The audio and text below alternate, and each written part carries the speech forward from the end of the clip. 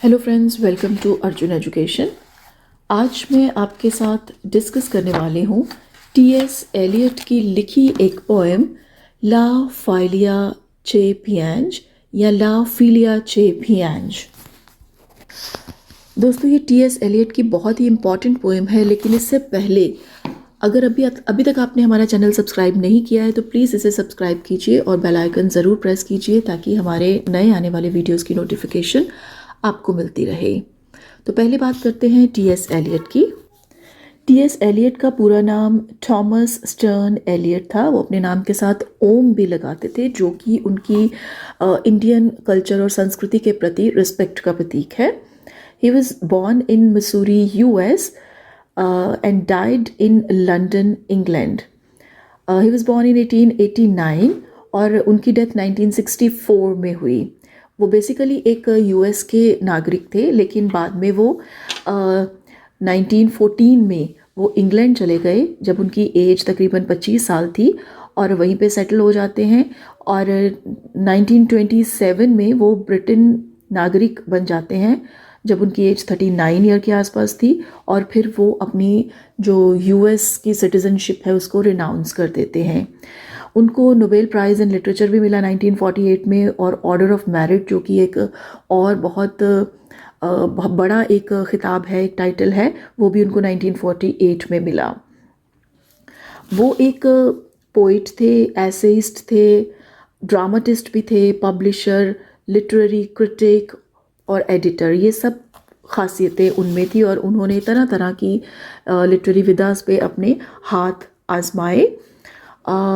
यहाँ पे मैं बताना बहुत ज़रूरी समझूंगी कि वो मॉडर्न इंग्लिश लिटरेचर में एक बहुत बड़ी फिगर थे। हम कह सकते हैं कि सबसे बड़ी फिगर थे। ये कोई एग्जैजरेटेड बात मैं नहीं कह रही हूँ। वो एक्चुअली में उनका मॉडर्न लिटरेचर, जिसको हम मॉडर्न पीरियड कहते हैं, जो कि 1900 के आसपास से शुरू होता है, 1950 तक चलता है। तो उस दौरान जो जितने भी पोइट थे उनमें सबसे जो इम्पॉर्टेंट प्लेस था वो टी.एस. एलियट का ही था। और उन्होंने अपने एक्सपेरिमेंटल और अपने डिफरेंट थीम्स और अनयूजुअल राइटिंग टेक्निक की वजह से एक बहुत बड़ा मुकाम हासिल किया। और तकरीबन उस टाइम के जितने भी राइटर्स थे वो उनको फॉलो किया करते थे, चाहे वो पोइट्री हो या फिर ऐसे हो या फिर कोई ड्रामा हो। तो उन्होंने हर एक जो जॉनर था उसमें अलग अलग तरह से नए नए एक्सपेरिमेंट किए और नए आयाम स्थापित किए। तो चलिए हम पोएम की बात करते हैं। ला फिलिया चे पियांज, ये एक बहुत ही अनयूजुअल और डिफरेंट, इसको हम कॉम्प्लेक्स भी कह सकते हैं, इस तरह की पोएम है जो नॉर्मली ऐसी पोएम्स नहीं लिखी जाती हैं। लेकिन क्योंकि टी.एस. एलियट हर बार कुछ नया और अलग करने की कोशिश करते थे, उनके आइडियाज़ मॉडर्न लाइफस्टाइल की तरह कॉम्प्लेक्स होते थे, तो इसलिए उनके आइडियाज़ के पैरेलल वर्ड्स मिलने मुश्किल हो जाते थे। तो वो उनका एक अलग जुदा स्टाइल था सबसे, जिसमें उन्होंने ये पोएम लिखी है। तो ये जो टाइटल है ला फिलिया चे पियांज, ये इटालियन में लिखा हुआ है और इसका मतलब है द वीपिंग गर्ल और द गर्ल हु वीप्स, यानी कि वो लड़की जो रोती है। ये जो पोएम है इसमें एक ऐसी लड़की की पिक्चर दिखाने की कोशिश की गई है जिसको उसके लवर ने छोड़ दिया है, और जो उसे देख रहा है ऑन लुकर, जो कि हमारा स्पीकर है यहाँ पे, वो उस लड़की के दुख में से, उसके रोने में से एक एस्थेटिक प्लेजर लेने की कोशिश कर रहा है। यानी कि जो चीज़ उसके दिल को इतनी अच्छी लग रही है कि जो उसे सुकून दे रही है, तो उस प्लेजर को और बढ़ाने के लिए वो लड़की को कुछ और चीज़ें बताता है करने को, ताकि वो और ज़्यादा खूबसूरत लगे और देखने वाले को और ज़्यादा अच्छा लगे। तो अजीब सी बात लगती है कि किसी के दुख में से वो बंदा एक तरह की खुशी हासिल करने की कोशिश कर रहा है, लेकिन उसने इस चीज़ को एस्थेटिसिज्म के ज़रिए दिखाने की कोशिश की है। जो इस पोएम की फर्स्ट लाइन है, ओ क्वैम टे मेमोरम वर्गो। अदरवाइज़ बहुत सारे वर्जन्स में जहाँ पे ये पोएम है, यहाँ पे ये लाइन काट दी गई है या नहीं दी गई है, लेकिन मैं इसको इस लाइन के साथ ही शुरू करती हूँ क्योंकि ये फर्स्ट लाइन है। ये लाइन लैटिन में लिखी गई है जो कि वर्जिल, जो एक बहुत बड़े पोइट हैं, उनकी एनियड नाम की एक पोएम है, ये उसमें से ली गई है।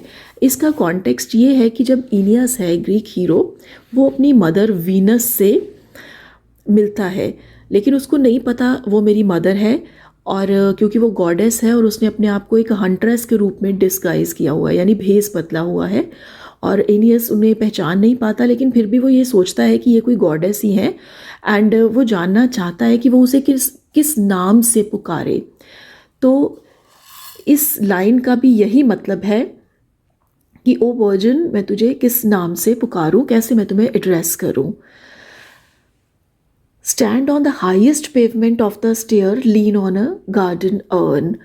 तो ये पोएम इस तरह से वो शुरू हो जाती है, पहले क्योंकि उसे नहीं पता वो लड़की कौन है, और वो वर्जिल की एनियड पोएम में से वो लाइन लिखता है कि मैं तुम्हें किस तरह से पुकारूं, क्योंकि वो नहीं जानता वो लड़की कौन है, उसको मैं क्या कह के बुलाऊं, लेकिन वो लड़की एक खड़ी है वहाँ पे। अब इसके पीछे भी एक कहानी है, वो जो लड़की है वहाँ पे, वो भी रियलिटी और इमेजिनेशन का एक तरह से मिक्सचर है। उसका कैरेक्टर एक स्टेल, या हम कह सकते हैं कि एक स्टोन की स्लैब पे डिपेंड है। इंस्पिरेशन इस लड़की के कैरेक्टर की एलियट को ऐसे मिली कि उसके एक दोस्त ने उन्हें कहा कि इटली के, नॉर्थ इटली के एक म्यूज़ियम में इस तरह की एक स्टेल रखी हुई है, एक स्टोन स्लैब रखी हुई है जिसपे एक लड़की की फ़ोटो बनी हुई है, तो उसको डिस्क्राइब करता है। Eliot tried a lot to see that slab, बहुत कोशिश की, लेकिन वो फिर भी देख नहीं पाए, लेकिन उनके मन में एक मूर्त बन गई थी कि वो जो स्टोन स्लैब है वो इस तरह की होगी।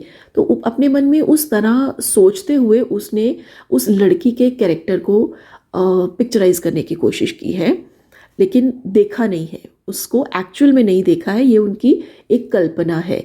तो उन्होंने, हो सकता है एक ऐसी लड़की सच में देखी भी हो, और कुछ उनके दिमाग में उस जो स्टोन स्लैब में बनी लड़की की इमेज हो, तो इन सारी चीज़ों से उस लड़की का कैरेक्टर बना हुआ है।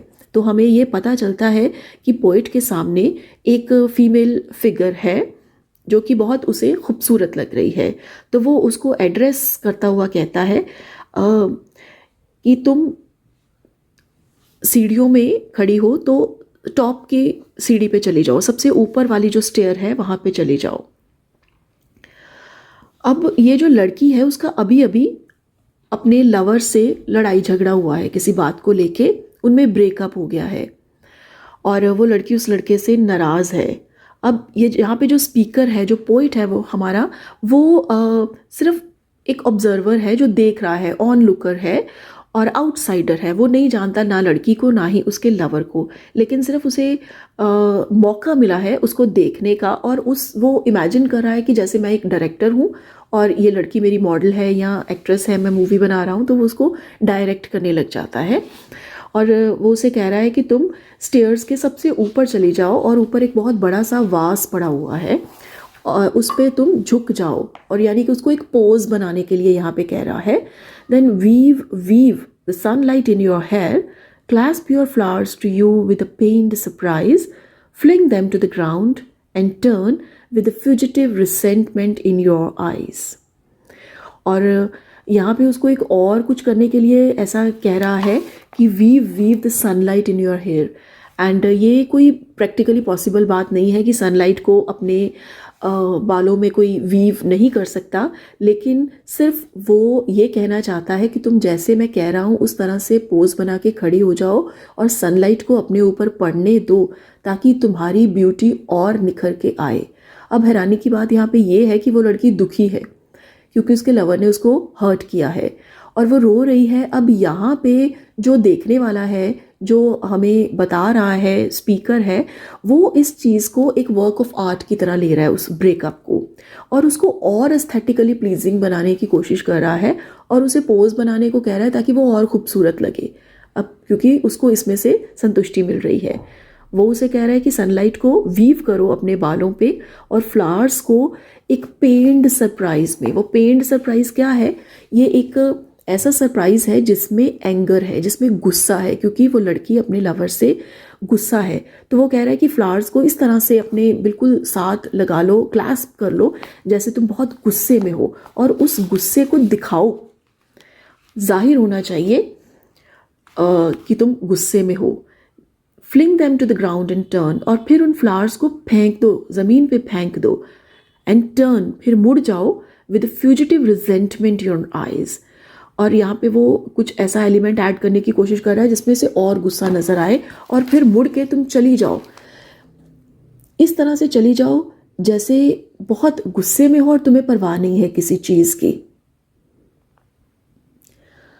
आगे चलते हैं। But weave the sunlight in your hair, so I would have had him leave, so I would have had her stand and grieve, so he would have left, as the soul leaves the body torn and bruised, as the mind deserts the body it has used. It should find some way incomparably light and deft, some way we both should understand. अब इस stanza में वो कह रहा है कि तुम गुस्से में पैर पटकती हुई चली ज़रूर जाओ, but weave the sunlight in your hair, लेकिन तुम सुंदर दिखना नहीं छोड़ो, लेकिन ये सारा कुछ तुम इस तरह से करो कि तुम बहुत खूबसूरत दिखो। अब यहाँ पे वो कुछ मिस्टिकल और मैजिकल सा एलिमेंट जोड़ने की कोशिश कर रहा है। वहाँ पे बार बार रेपिटिशन है लाइंस की, यहाँ पे बार बार कि सनलाइट को वीव करो, मीन्स वो जो खूबसूरती है उसका दामन नहीं छोड़ो, वो वहीं पे रहनी चाहिए। So I would have had him leave. अब वो स्पीकर गर्ल को और ज़्यादा हर्ट करने की कोशिश कर रहा है, ये कह के कि मैं होता तो मैं ऐसा कुछ करता कि वो लड़का तुम्हें छोड़ के चला जाता, क्योंकि वो डायरेक्टर है यहाँ पे सीन का, वो सीन क्रिएट करने की कोशिश कर रहा है। वो लड़के को भेज देना चाहता है ताकि लड़की और ज़्यादा दुखी हो, वो और ज़्यादा दुखी है, इससे वो और ज़्यादा खूबसूरत लगेगी, जिससे स्पीकर को और ज़्यादा अच्छा लगेगा। एस्थेटिकली प्लीजिंग क्वालिटी, इसको आपने नहीं भूलना है। उसको और ज़्यादा हर्ट करने की कोशिश कर रहा है, लड़का चला जाए ताकि। फिर वो कह रहा है कि वो वहाँ पे लड़के के जाने के बाद वो वहाँ पे खड़ी रहे और ग्रीव, दुखी हो, रोए, क्योंकि वो चला गया है। वो इस तरह से जाना चाहिए जिस तरह से सोल बॉडी में से निकल के चली जाती है। यहाँ पे डेथ को प्रेजेंट किया गया है कि जिस तरह से एक बहुत फैटल एक्सीडेंट में किसी की डेथ हो जाए तो एकदम से वो एब्रप्ट चीज़ हो जाती है, तो वो लड़का इस तरह से छोड़ के जाए कि जैसे सोल, आत्मा हमारी बॉडी में से निकल जाती है, और वो बॉडी जो है वो टॉर्न और ब्रूज्ड है, जैसे एक्सीडेंटल बॉडी होती है कि बॉडी कट फट जाती है, बहुत बुरे हालातों में होती है, और आत्मा जो है वो निकल जाए उस तरह से। इसका एक और रेफरेंस भी हो सकता है जो हमें अगली लाइन से और क्लियर होगा, as the mind deserts the body it has used, यानी कि बॉडी को यूज़ कर लिया गया है। जिस तरह से हम कह सकते हैं कि जिस वक्त में ये पोएम लिखी गई थी तो तब बॉडीली जो लव होता था, फिजिकल रिलेशंस होते थे, शादी से पहले उनको मान्यता नहीं दी जाती थी। लेकिन अगर कोई ऐसा कर लेता था, जो मेल है अगर फीमेल के साथ ऐसा कर लेता था, तो जो फीमेल की सोशल स्टैंडिंग जो है वो ख़त्म हो जाती थी, उस पर लाइक उसको उतना मान सम्मान या इज्जत सोसाइटी में उसे नहीं मिलती थी। तो वो कह रहा है कि वो लड़का इस तरह से जाए जिस तरह से बॉडी को यूज़ कर लिया जाए और फिर माइंड बॉडी को डिजर्ट कर दे, इस तरह से उसका जाना। देखो वो किस तरह के रेफरेंसेस दे के उसे समझाने की कोशिश कर रहा है। I should find some way incomparably light and deft, some way we both should understand. अब वो ऐसा लग रहा है कि वो जो हमारा स्पीकर है वो लड़के की जगह खुद अपने आप को इमेजिन कर रहा है उस प्लेस पे कि अगर मैं होता तो आई शुड फाइंड, ये रियलिटी में है। अब वो रियलिस्टिक बात कर रहा है कि मैं किस तरह से वो सोच रहा है कि अब अगला मूव क्या होगा, वो लोग क्या करेंगे, क्या वो आपस में सुलह कर लेंगे, रिकंसाइल कर लेंगे। तो मेरा वहाँ पे क्या रोल होगा। वो अपने माइंड में यानी कि एक सीन क्रिएट करने की कोशिश कर रहा है कि अब तो दोनों में ब्रेकअप हो गया है और लड़का वो चला गया है, लड़की हर्ट हो गई है, उसको उसने प्रेजेंट कर दिया है कि वो हर्ट होके किस तरह करे तो वो और बहुत ज़्यादा सुंदर लगेगी। लेकिन फिर वो सोच रहा है कि अब उनका ब्रेकअप हो गया है, अब ये आगे क्या करेंगे, वो सुलह कर लेंगे या फिर वो कभी एक दूसरे से नहीं मिलेंगे।